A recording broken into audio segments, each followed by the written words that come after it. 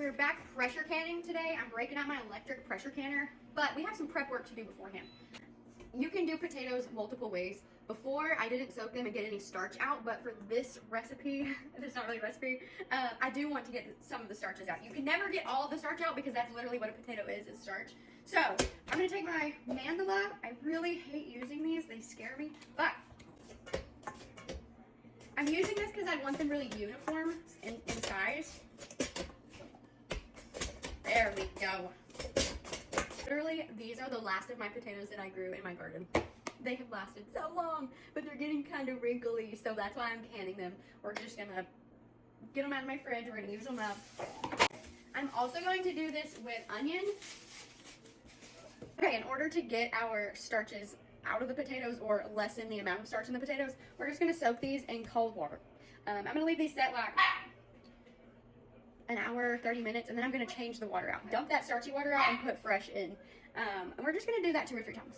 Okay, so I did these twice. I did 2 rinses. Most of the time I don't even do it, so 2 is fine for me. I'm gonna take my jar filler, and I only had 1.5 onions, and so some of these jars are gonna have onions and some aren't. So, I'm just gonna go ahead. This is called dry packing. We're not putting broth or water, it's just strictly potatoes. So you wanna try and pack these in as tightly as you can get them.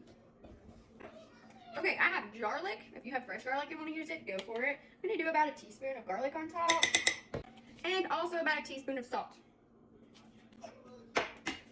I'm also going in with our homemade ranch powder. Maybe like 2 teaspoons. And on top of that, we're going to do a little pat of butter. You can do any kind of seasonings in here that you want. That's totally optional. Don't forget to wipe your rims off. We're going to put the lid on, and we're going into the canner. I did not do the pre-warm-up for the jars. I'm going to let it all warm up together. So I'm going to continue this process until all my jars are filled. All right, I've got my canner full. It only holds 5 of the quart jars. So we'll do 2 rounds. So on the canner, it can water bath or can. So I'm going to click pressure can, and you tell it the time. You don't have to tell it the pressure.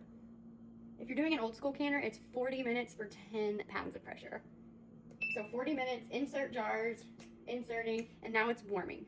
So we're gonna let it warm up the jars, and it will beep at us and tell us when it's ready to put the lid on, and we'll come back then. I totally forgot to video it, but this thing started beeping and it said put the regulator on. So I put the regulator on, which is this right here, and I hit play. That was it, so you didn't miss a whole lot.